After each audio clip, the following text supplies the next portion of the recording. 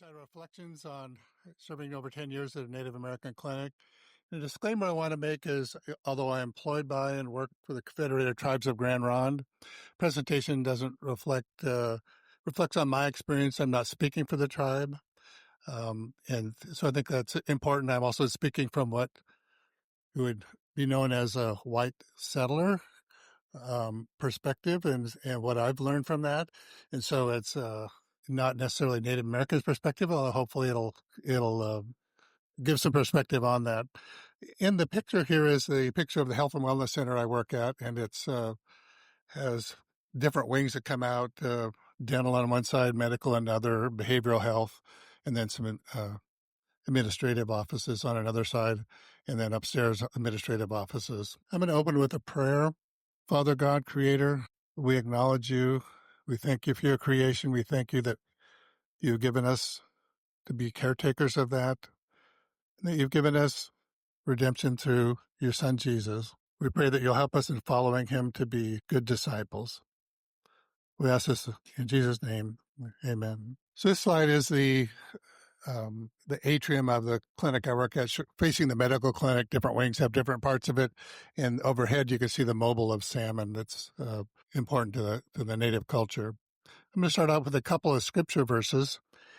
And this one in Luke I like because I think it points us in who Jesus was, who Jesus saw himself when he picked up the scrolls of Isaiah in the temple.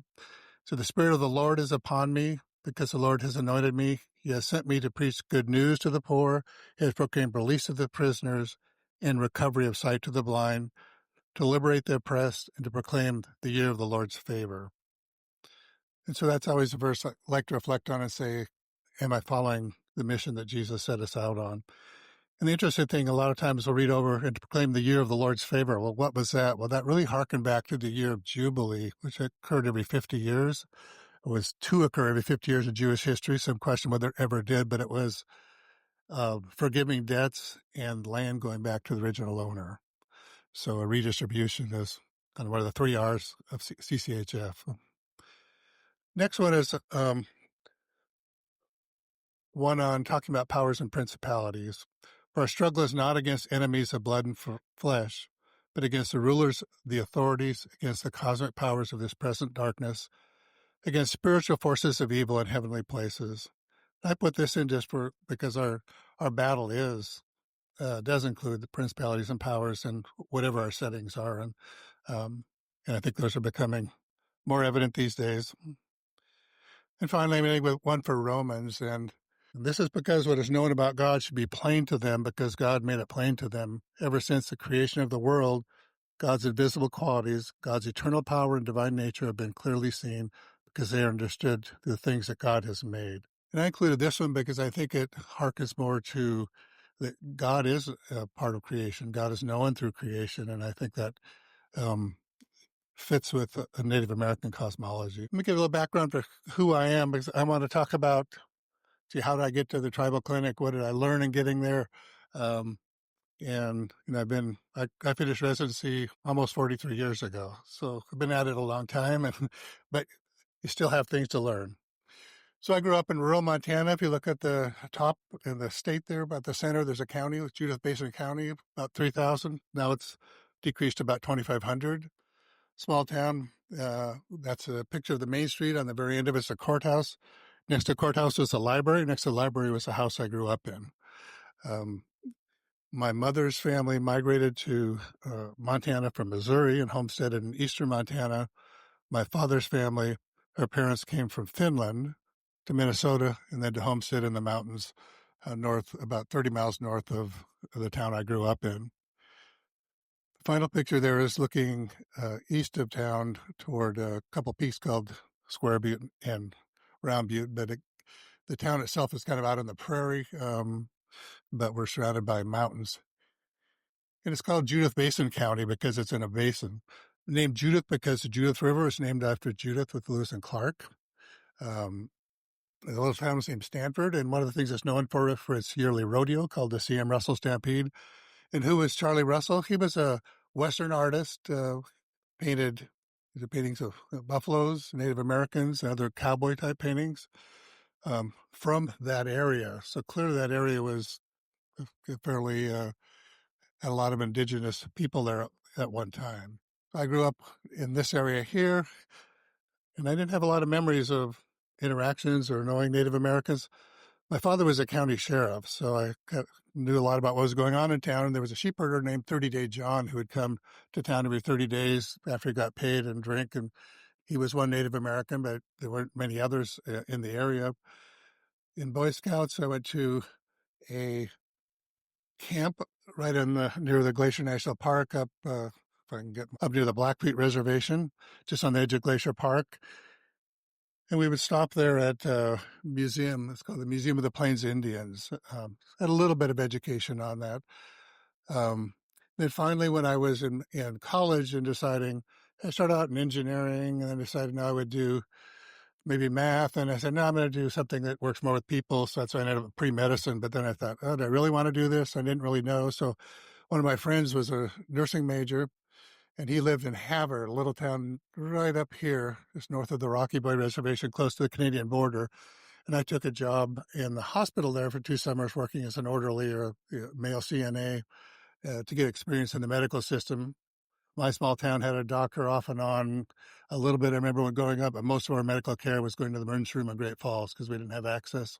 The family I lived with, Doug was the name of my friend, were great people. They had adopted also. Doug was adopted. He had 2 siblings who were adopted from the Rocky Boy Reservation just south of there. Their names are Carolyn and Ralph. And last year I got in touch with Doug, hadn't talked to him for years, and I asked him, about, of course his parents are long gone, but I asked him about Doug or Ralph and Carolyn. Ralph had died of a drug overdose. Carolyn died of end-stage liver disease from alcohol. So I think illustrating the kind of the health effects of Native Americans, and particularly look at the whole adoption issues with Native Americans a little bit later. So I came of age in the 60s, and I remember it as somewhat of a turbulent time here. I was in rural Montana when there was no internet. That wasn't for 30 years later. No social media. There was television, but it was a time of course, assassination of JFK, then Robert Kennedy, Martin Luther King, Civil Rights Movement, Vietnam War. That's a classic picture of napalm in the Vietnam War. The Vietnam War taught me about a little bit of distrust in my government, because if you don't know much about the Vietnam War, it started over the Gulf of Tonkin resolution. And that was a resolution because allegedly one of our ships had been attacked. It was totally made up.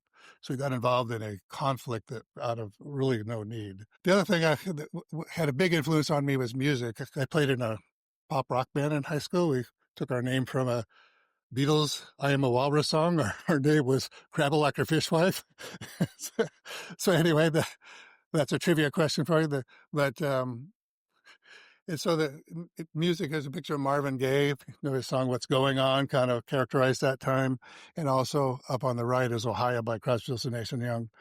So if you know the story of Ohio, written by Neil Young, in Kent State, during the Vietnam War, the U.S. was concerned because the Viet Cong were coming down to attack South Vietnam, and they allegedly were using trails through Cambodia. So they started bombing Cambodia. It wasn't announced. It was secret. And when that news got out, there were a lot of protests over it, and that was what they were protesting at Kent State when the 4 students were killed.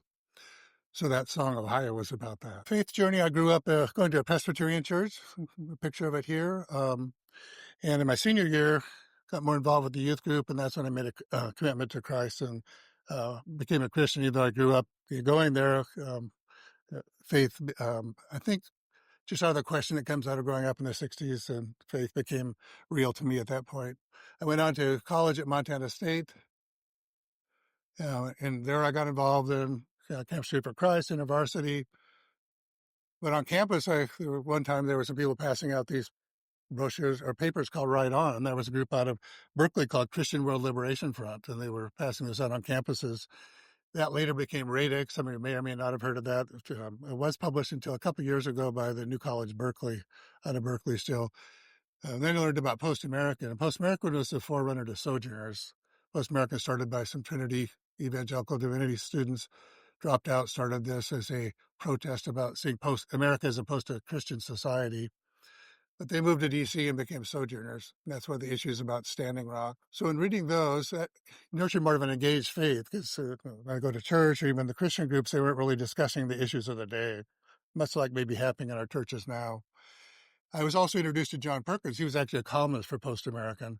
And that's when I first heard of John Perkins and started think, boy, I like what this guy has to say, because he was talking about the church and development and poverty. So I see that as my education, the socio-political determinants of health. It wasn't things I was learning at college at the time, for sure.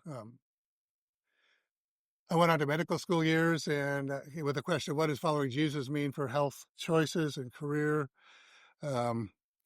I did do my family medicine elective at the Native Medical Center in Alaska, kind of my first experience with working with Native Americans.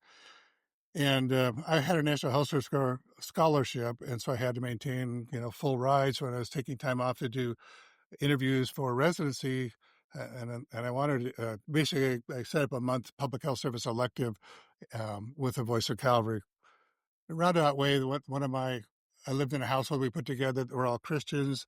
One of the people's friends, they're both sociology majors. He graduated and went to Voice of Calvary to work in their housing ministry. So I contacted him. He set up, got everything arranged for me. I went to Voice of Calvary in November of 1978. I worked with HSPs. At that time, they were developing the new Hebron Health Center. Went to the governor's conference on rural health care. We did a lot of dialoguing about healthcare and also about what tends to happen to us as we go through training and we're socialized out of our desires to serve. And there were a lot of letters that people have written, people who are interested, and they say, well, how do we recruit people to our health center? So part of that grew out the thing of how do we start networking these people?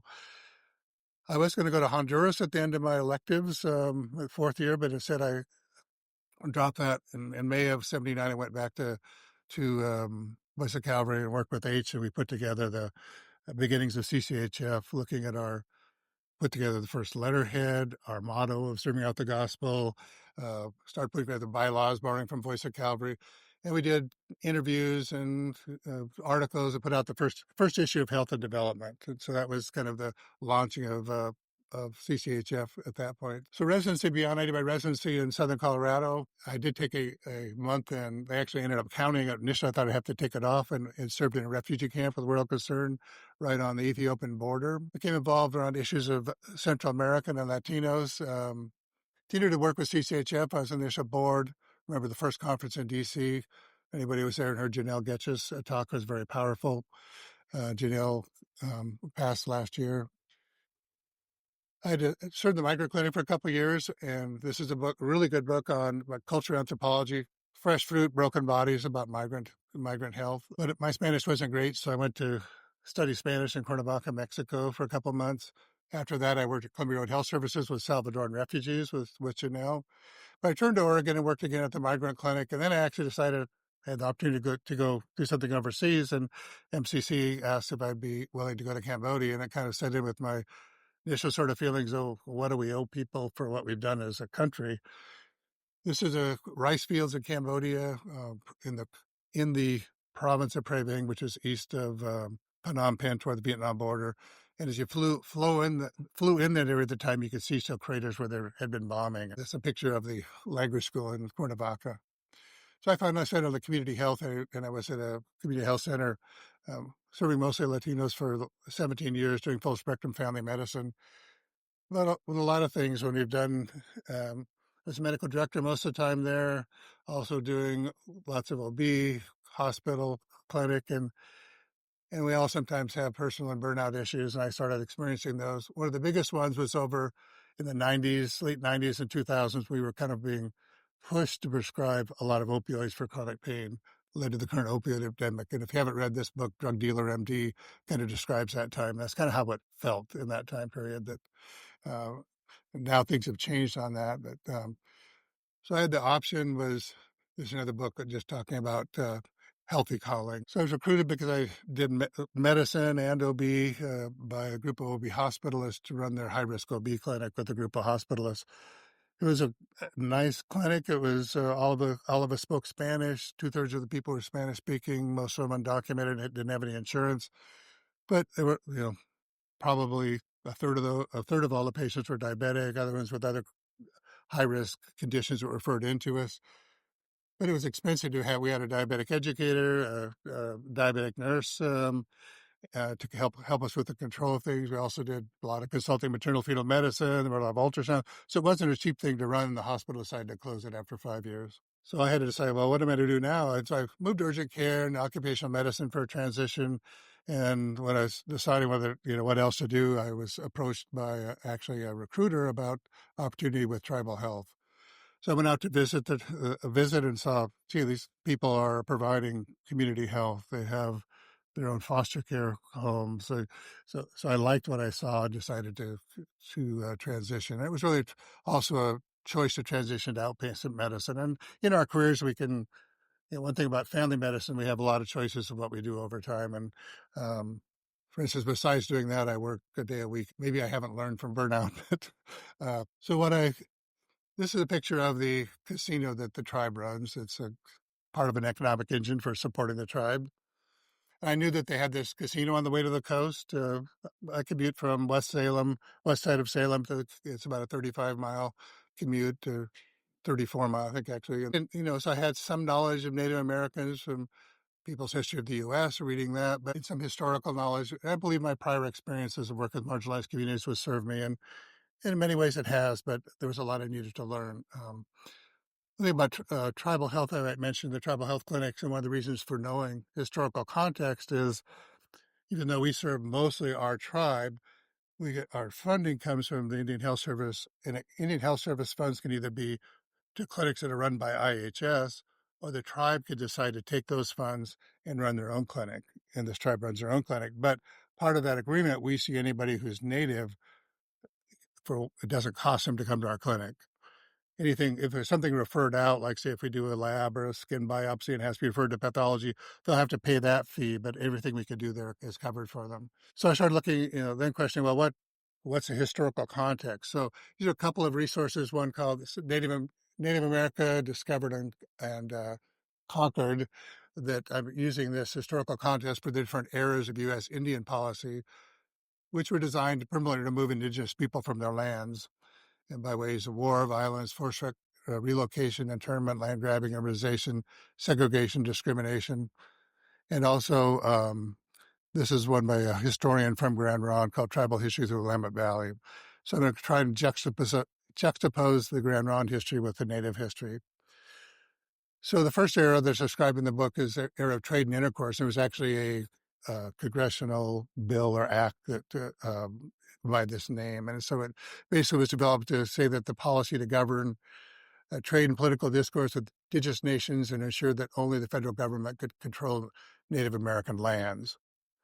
So during that time, we think about in the West, 1770, there's a smallpox epidemic that affected many natives, with a lot of them dying. Until 1805 and 6, Lewis and Clark went there. Louisiana Purchase was around that time. One of the first fur trading companies established there. Initially, U.S. and Britain claimed co-occupancy until the borders were settled with the U.S. British War. This is from the Grand Ronde website, which has a good overview of their history. It says so it's called Confederated Tribes because there are many tribes. There were over 30 tribe bands from Western Oregon, Northern California, Southwest Washington that since time immemorial have relied on their traditional landscapes for livelihood. Fish and game were plentiful, and with the lands and provided they acquired by trade. So that's kind of their backstory. Next era was the removal era, and this was really more applied to try policies as a final solution for the Indian problem by forcing indigenous nations in the U.S., eastern U.S., to relocate. So that was more getting people to move west of the Mississippi. At the same time happening in the Western, there was the Gold Rush, Oregon Trail opening, Mexican-American War, which then gave the U.S. more land, meant a lot more people going to the Western territories. Around that time was a malaria outbreak that also decimated indigenous. This was the first that in Oregon, Methodists and Catholics were the first mission folks there, Willamette Mission in 1834, 1838, and the Oregon Trail in 1840.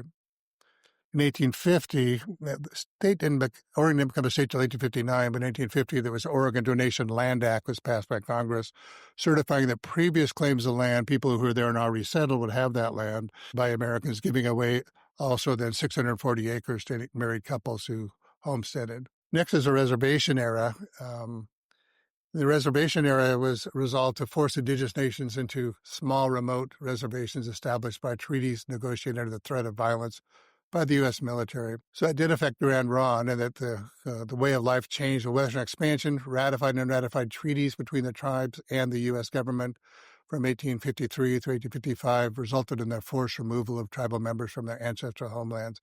So they had their own trail of tears where the government marched the different tribes to the coastal range to what was then a 61,000 acre reservation. It was over the winter time, over 200 miles, and many did not survive that. The reservation of Grand Ronde was established by executive order in 1857, originally 61,000 acres, located headwaters of South Yamhill River, right by the tribal land now in the Oregon coastal range. But as with many reservations, federal actions in the late 1800s quickly decreased the Grand Ronde land reservation base. And some of those policies were allotment and some were assimilation. Let's quickly go through those. There was Allotment Act in 1857 that further diminished indigenous lands by reducing the size of reservations. The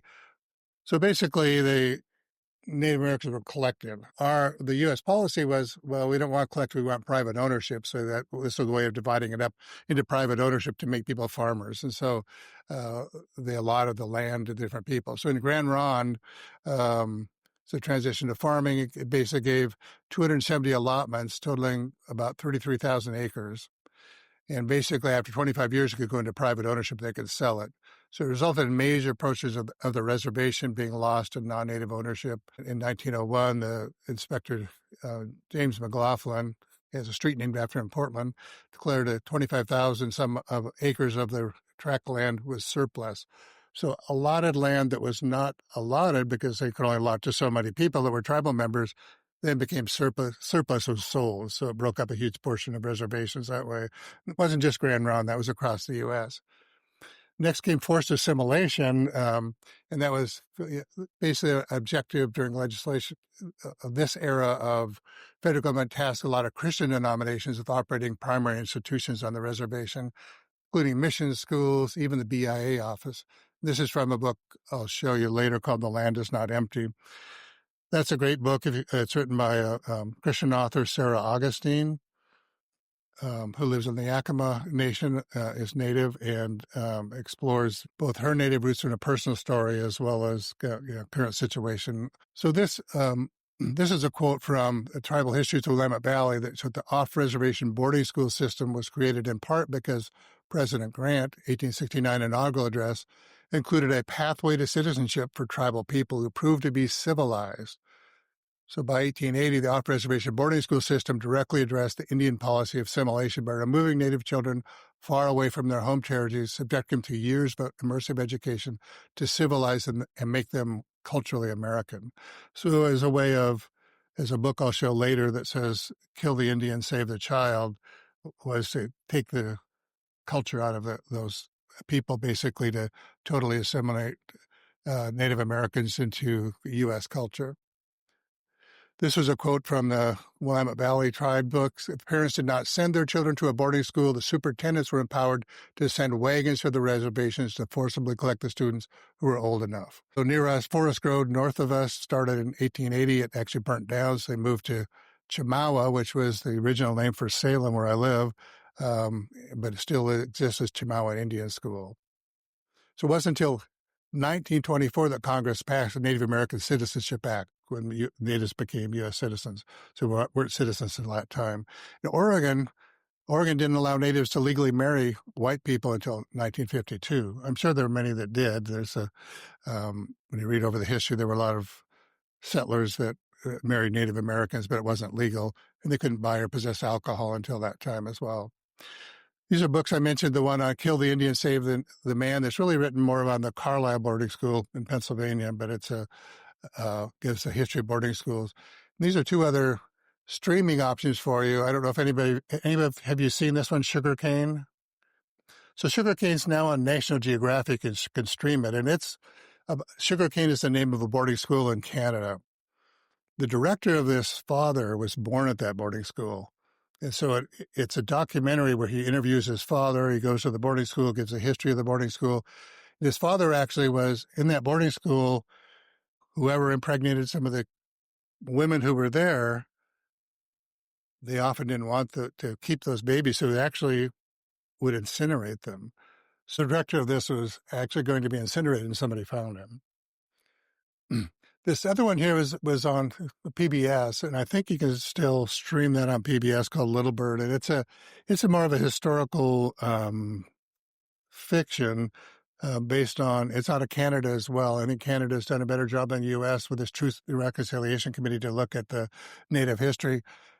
It's called Loberg. It's like a 6 series, and Loberg is a kind of the main character, and she was adopted by Jewish folks in Toronto, and then starts trying to find her where she came from, and goes back to her native. And basically it illustrates in the 70s and 80s, not that long ago, they were still taking Native American children and adopting them out because they felt that the natives were living primitively. They didn't have running water, didn't have toilets, or for whatever reason, they would then adopt them out. And so that's a historical fiction on that, and it's really well done. Next is the termination era. In the termination era, the U.S. decided to terminate the legal existence of tribal governments permanently, and effectively end the Native American identity. The logic was that Indigenous people were thought to be American citizens, just like everyone else, and that those treaties were not needed.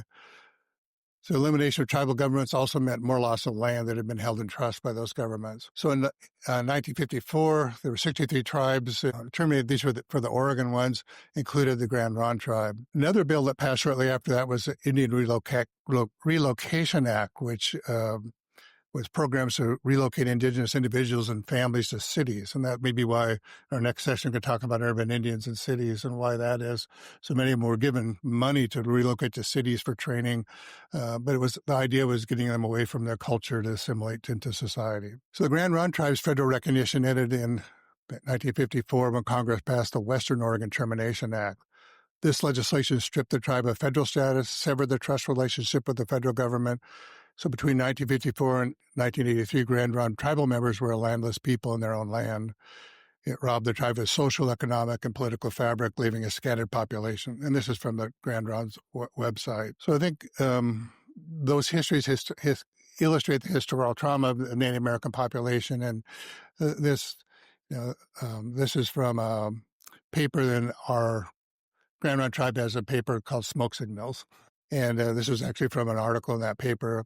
For the Western world's indigenous peoples, current historical trauma was set in motion by the papal bulls of the late 15th century, so Catholic Church's papal bulls, and then followed by the Church of England, seeing European explorers venturing into what was a wilderness to them, codify the idea that it was okay to make the indigenous of the world subservient, just as conquering the land enabled the spread of European monarchs. Conquering the people enabled the spread of European religions. This is a quote from the tribes of the Willamette Valley. So the biggest insult of all came from European diseases that decimated the forebears of the Grand Ronde tribe. So in the 1970s, there were 160,000. The numbers had fallen to 40,000 by the time Lewis and Clark came, and that was just from diseases. By the time they were marched on the Trail of Tears, there's only 2,000. This is just a summary of the assimilation policies added to historical trauma. The Donation Land Act, treaties that took away many Native American peoples, Trail of Tears, I mentioned, General Allotment Act.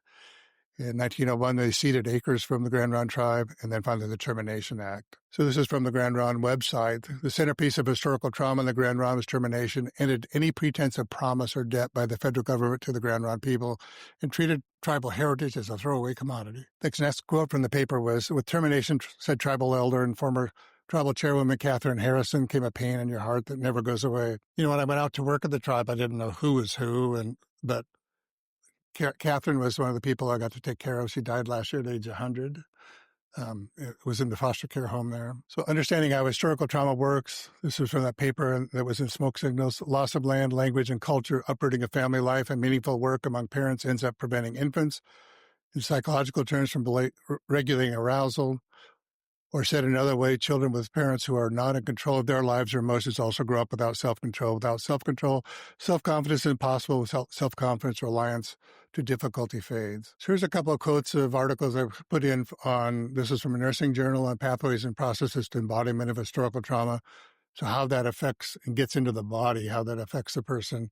The conclusion was the societal and historical context for Indigenous peoples includes harmful settler colonial structures, ideologies resulting in stressors, historical trauma that impact health outcomes and disparities through the phenomenon of the process of embodiment.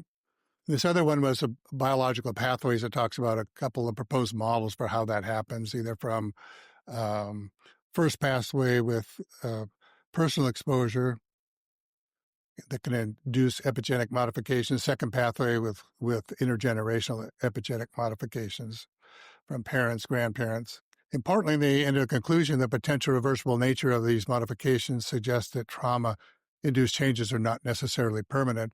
Improvements in environmental conditions could reduce the prevalence of poor health among historically disadvantaged communities. I threw this in because this is another book called The Body Keeps Score about trauma and the effects on our body. I don't know if you know who Bruce Cockburn is. Anybody seen Bruce Cockburn in concert? So Bruce Cockburn, he's a Christian singer, and he's Canadian. He's can be pretty political.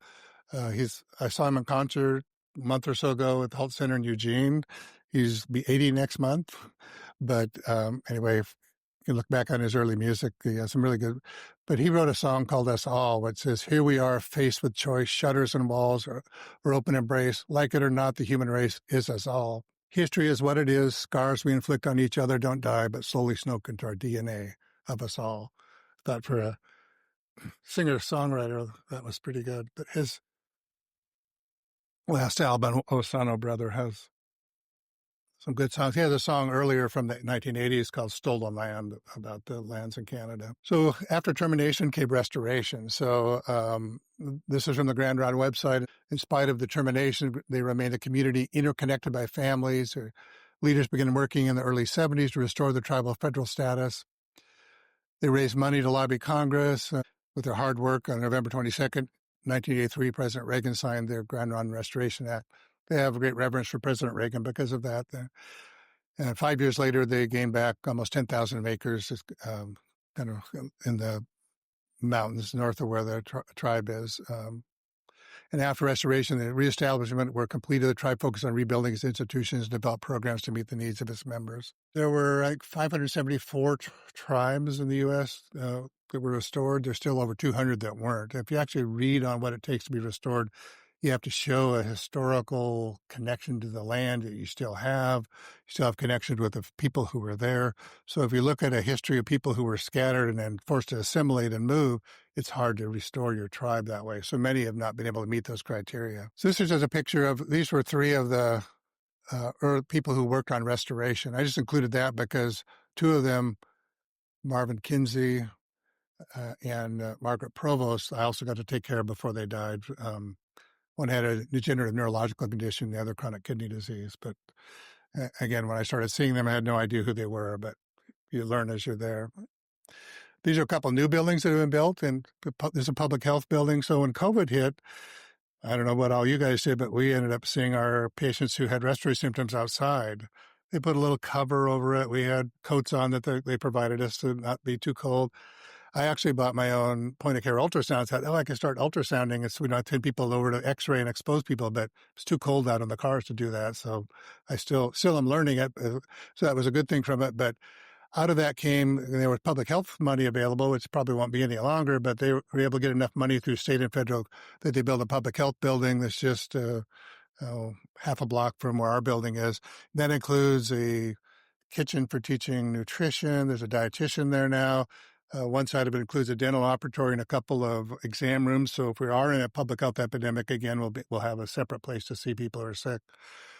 This is just opening. I don't think it's just they're finishing building this child development center for preschool, and they have a good program now with all of the Native children learning the Shinnecoawa, their language. So you wonder, well, how did all this happen? And so when I look at that, I have to look at what's called the doctrine of discovery. And so that was a philosophical and legal framework from those papal bulls back in the 15th century that gave Christian governments, because that they were considered at that time a right to dominate indigenous peoples. So the pattern of oppression that dispossessed Indian peoples of their lands today are found in numerous historical documents of papal bulls, U.S. Supreme Court rulings. The last one in 2005 that they're referring to here was over a tribe in New York trying to get bought back land they once had and try to get it recognized as tribal lands that would not be taxed. And it went to the Supreme Court, and because the Supreme Court was looking at the doctrine of discovery and showing, no, you lost that land when it was discovered, you can't get it back as a land that's not taxed. And so, and that was actually the main writer on that was Ruth Bader Ginsburg. So the doctrine of discovery can be seen as a power and principality. And one of the things I wanted to mention that to look at, well, when we look at discovery, so we had Columbus from Spain coming over to the New World. Then you had England, France, Netherlands, Russia. Puritans came and claimed land, and they claimed themselves to be, taking from Old Testament theology, kind of the chosen people for that land. 13 colonies assumed the right of discovery from England, so then they now are in control of the land. 1803, the Louisiana Purchase from France. Now we have that land that's we've discovered. France had and we inherited as a discovery. 1812 was the war with Great Britain to define the Canadian and U.S. borders, and then that's when Oregon and Washington became part of that. 1867, we purchased Alaska from Russia. Then we became the discoverers and took over Alaska. In 1897, Hawaii. So it's kind of been our history that goes back to this doctrine of discovery. So the three theologies that impact that are the Great Commission, go forth in all the world, divine mandate to submit to government rule, narrative of a conventional people justified in taking possessions as described in the Exodus story. So read the Exodus story, they were justified in taking those and committing genocide, although there's some debate where that really happened. But so Christian empowered European governments to use coercion, violence, genocide, and enslavement. The theology of entitlement legitimized the conquest of both people and land. This, of course, wasn't just Native Americans. You can look at this whole thing as part of what happened to African American slavery. And also the sense of empty land was basically said they were discovered, they were devoid of humans, and they were all heathens, pagans, infidels, not ruled by a Christian prince. So so that was what was behind the doctrine of discovery. And so I want to mention a website called the Coalition to Dismantle the Doctrine of Discovery. It's Native American Susan Augustine and Sarah Hostetler, or Mennonite, started a coalition that looks at how that affects us today. A lot of what I'm going to show here and from there is taken from their website. So one thing I want to mention just about the powers, well, obviously the powers were part of the church, right? This is the church doing this. So so principalities can be part of the church. And there's a Walter Wink's book on the powers that be that talk about, powers are good. They were created to be good, but they're fallen. Yeah, they put their own interests above the interests of others, but they must and can be redeemed. And so he quotes this scripture here, for in him all things were created, things visible, invisible, whether thrones or dominions or rulers or powers, all things have been created through him. So his work on the powers is saying we can redeem powers to work for good. So results of doctrine of discovery include enslavement, exploitation, extraction, which mining, fracking. So one of the things different with Native American cosmology is a circular cosmology of the earth and restoration versus a linear one we have from Western thought, where we're on this progress upward, where this progressing upward with extracting everything has resulted in climate change and not a very good place for us. And so the book that Sarah and the starters of the coalition have just written is Following Jesus and Climate Change, is applying some of the things they're talking about there to climate change. And so extermination and extinction were the other results of it. So what does it mean today? That's a painful truth of 500 plus years of Christian involvement in this. Some of the things in right now in Arizona, there was written in a bill of when Senator McCain was around to swap some land that was sacred to the Apaches because a mining company wanted it. So we're giving that rights to the mining company. That's still being battled out. Fracking oil and gas, the Sands Oil pipeline that showed that in Sojourners. In the Pacific Northwest, there were Klamath dam was just taken out to restore salmon. So that's a big debate there of where does salmon fit in and what's the rights of Native Americans for that. This is taken from the coalition's website. What does that have to do with us today? Here's some questions to explore. Do you know what the land where you live on originally acquired? My parents both homesteaded in Montana. I know who probably owned that land originally. As part of the Homestead Act was actually signed in 1860 by Abraham Lincoln. About the jewelry, how are extractions, whose land was that from, the precious metal from our laptops and bottled water, food. So it's basically asking questions about, do we understand, are these part of an exploitive extractive process, and think about alternatives to extraction. So there's just some of the questions they asked by from their website. They also have on the website talk about churches being involved in land back movements where they are either donating money. There's a movement in Minnesota. Lakota were totally pushed out of Minnesota. There's a movement in Minnesota for them to actually fund so Lakota people can buy back some of the land. So there's some of those movements. This is one that happened in Portland. The Presbyterian church called Laurelhurst basically is one of the Presbyterian churches that the members got old and wasn't revitalized. They decided to sell the building, and they sold it to this Future Generations Collaborative. And they've formed on that now a resource center for Native Americans and also put up pods for Native American homeless. It's just kind of an example of a land back movement. These are some resources. One I mentioned about The Land is Not Empty, Following Jesus and Dismantling the Doctrine of Discovery. Really good book. This one, Unsettling Truth. I have here, there's both the people who wrote this is Native American, and he's Native American and Asian American with co-authors. This is another good one, and looking at Principalities and Powers by Bill Wiley Kellerman. I don't know if anybody's ever read any of his stuff. He was an early student of Walter Wink in seminary. Also knew William Stringfellow, some theologians that were early pioneers in doing work on principalities and powers and how we confront them. But that's an excellent book. Just a little bit about political determinants of health. When I originally was looking on doing this talk, so I first wanted to acknowledge in the beginning I didn't Steve Noblick, because I hadn't been to a conference since Steve had been executive director, and last year he contacted me, wanted me to come to a conference. He wanted to interview me as an early person at CCHF, and so I came, and we sat down and we had dinner on Friday night and ended up missing the worship service because we were talking the whole time. So he asked me, well, why don't you put some thoughts down and do a presentation? Then he sent me an email, and finally I said, okay. So I wrote up that. I was going to borrow slides from a presentation from I think it was an Apache Native American that I saw in a webinar, because there's pretty good webinars through Indian Health Service and our local Northwest Native Board. And she used this book, Political Determinants of Health, and looked at, obviously there's lots of politics that affected Native Americans with the treaties and the violations and what that history was for Native Americans. Oh, that'd be great to borrow that. Well, that's no longer available because of DEI. The website's been down. That they have to rewrite and take out things that aren't. So then I had to say, well, this is a book on that. So I just kind of pulled in some things on historical, basically showing that the government policies and equities over time of, the structures, racism and policy making have influenced they don't exist in isolation. And really, social determinants of health are really determined by political determinants of health. We could decide not to have poverty in the U.S. And that's what this book here, Poverty by America, I don't know if anybody's read that book. He just shows that poverty, our system is designed to continue to have poverty, and we could change the system.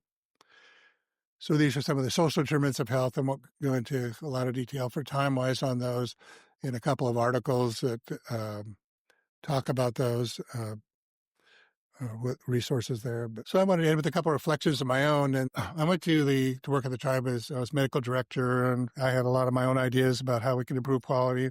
And I think they're good ideas, still think they are.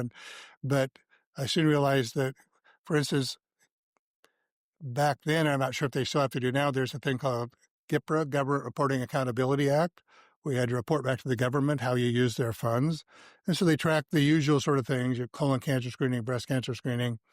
And I said, well, why don't we tighten up our care guidelines so we're meeting those guidelines and do that? Well, somebody here extracted the data from the EHR. Somebody here, they had a way of doing it that I had to say, okay, that's your way of doing it. I can't come in and say, let's do it this way. And what I learned from talking to a person to EA and HR was I was told that you're a guest of the tribe, you've been invited in. And that's been helpful for me to maintain perspective. It's their land, I'm here to serve. When I first went to my notice at the hospital where I was working, I had to give 4 months notice, but I had a lot of vacations. So I basically took a day off a week and went out there to help in urgent care. One of the people I first saw who was coming there because the VA was cutting off his opioids because that VA started doing that about 2014, I guess that was. And when I went in, he said, "Oh, another white provider. You don't understand indigenous." I ended up treating him until he died last year. He died of liver cancer resulting from hep C and alcohol, which he never wanted to have any of that treated, but we got along pretty well. I maintained him on opioids and he was happy with that. And, but yeah. But the other things I would often ask is, I'm going to stay because a lot of people come and go there. And so that results in listening last talk to Art Jones just about how continuity affects our overall healthcare. And so I've been there now and don't plan on leaving until they say that my mind's getting bad enough I can't remember medication names. Then also I had to start reflecting on spirituality and says, well, gee, we have a meeting for a tribal meeting in the atrium, and it starts with drumming and a prayer in their language, sung in their language. And or when I first got there in November every year is their Restoration Day, and it's actually a holiday, but they have a kind of a small powwow for that. So I went to the first one just to get to know them. And here comes the children in singing, but they're kind of doing a dance to the Lord's Prayer. It's kind of this, there's their own tribal spirituality. There's somewhat of a melding of Christian faith, and kind of where do these fit in? And what's helped me is reading some Native American Christian perspectives, and I have some of the references on there, and listening to podcasts.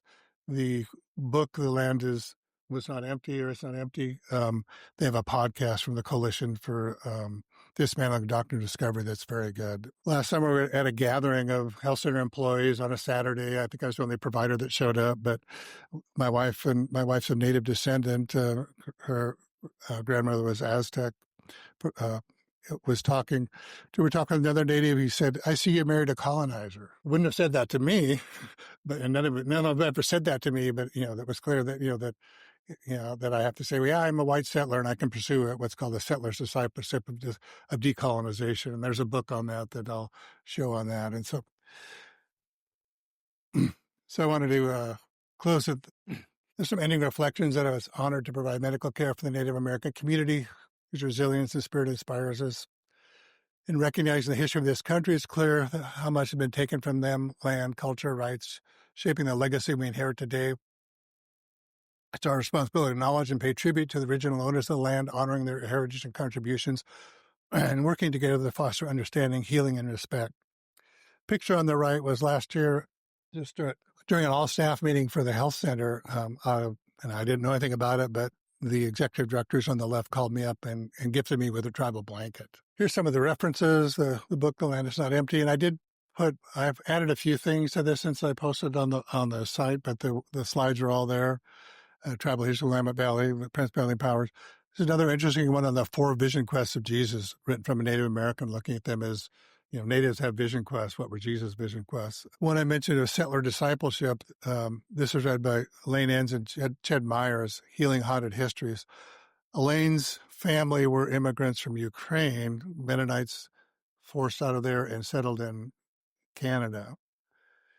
So part of what she was doing is looking at that family's history of colonization in Canada when they were escaping persecution, and they basically, whose land did they take in Canada?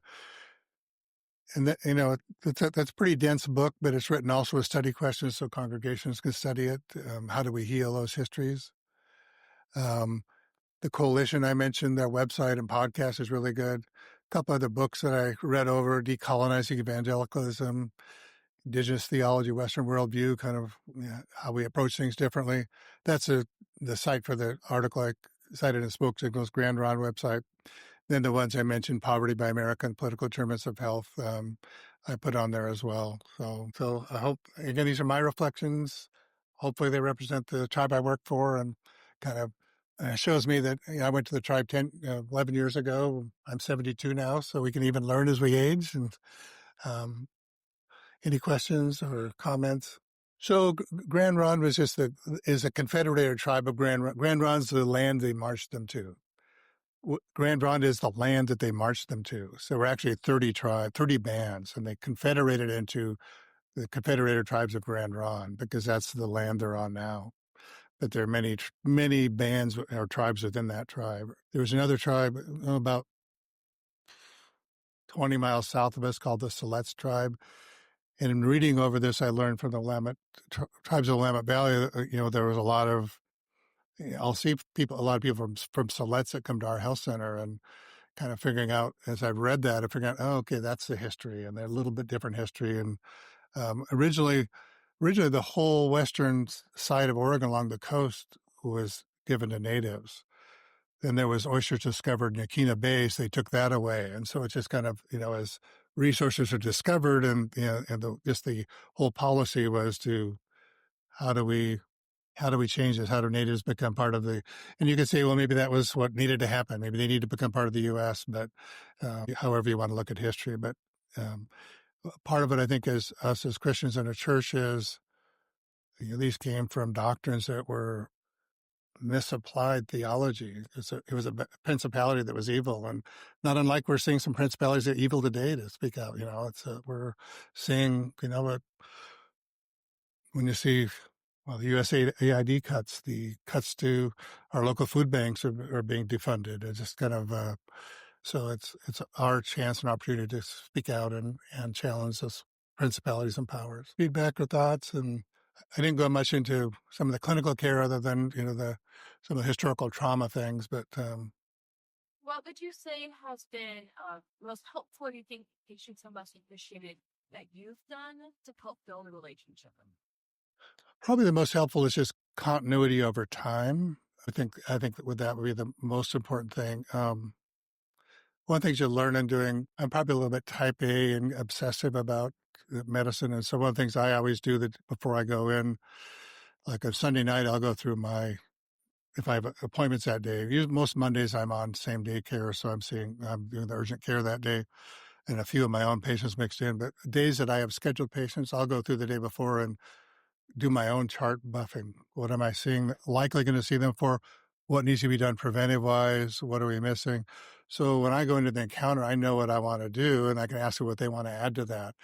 That takes me probably an hour to organize that, but it saves me both being a more focused visit, and I could so when I'm in the room, I do my patient plan, assessment and plan. Our EHR is one that what I put down as assessment and plan is their patient plan. It's not like Epic, which doesn't do that. And so I go in and can add some things. There's places I can hide things in that doesn't show up in the patient plan. But so when I'm leaving the room, I gave you these medicines. We changed that. I still have to go back and put in a little bit of the historical narrative and exam. But even if I do that one night when I get home, I can remember that because I've gotten the main part of that down. So for me, that's been helpful then to be able to be present, because the computer takes, now there's new AI coming, and maybe that helps more. But where are we at time-wise? Oh, exactly. But I think for me, anyway, that helps me prepare and take better care of the population. And I'm probably the only one that does that much obsessively where I act. I look at I quit being medical director a few years ago, and I took off a big load and responsibility. And so before I'd have to look at everybody, what they were doing, what they weren't doing, and now I don't have to worry about that. But I do look at their queue when they're not there. I say, gosh, why can you have 50 things in here and not do something about it? It would drive me nuts. But yeah, that's a good question. I think I have some Native Americans that I know are Christians. Other ones that, like the one I mentioned, is 100 years old that died. That was she was actually Methodist and was on a Native American high up Methodist council for a long time, and another person who's a pastor of a small church of Native Americans in the community that I talk with about trying some dialogue about, well, what do you think the difference is their spirituality here? Where does that intersect with the overall spirituality? And trying to learn that. I think for me, I've gone there not to say, for me, there's enough of a story of colonization. I'm not going there to colonize them to how I think. I'm going there to serve them. Hopefully they see Jesus in that. And so that's more what I would have to say about, and I've never been very good about overt evangelizers. Yeah, and I think the main thing there would be just it's forced me to look at, well, what's my own story? Even though I thought, well, gee, I try to live alternatively. I drive an electric car and think, well, boy, I'm still part of this system that was a colonized system, and a lot of the structure there. What am I doing to change that? So I think for me, it's, as I've learned more of the story of the tribe I serve, and then become to appreciate more who they are, it's made me try to question how I live. Is that respectful of creation, respectful of the creation God gave us?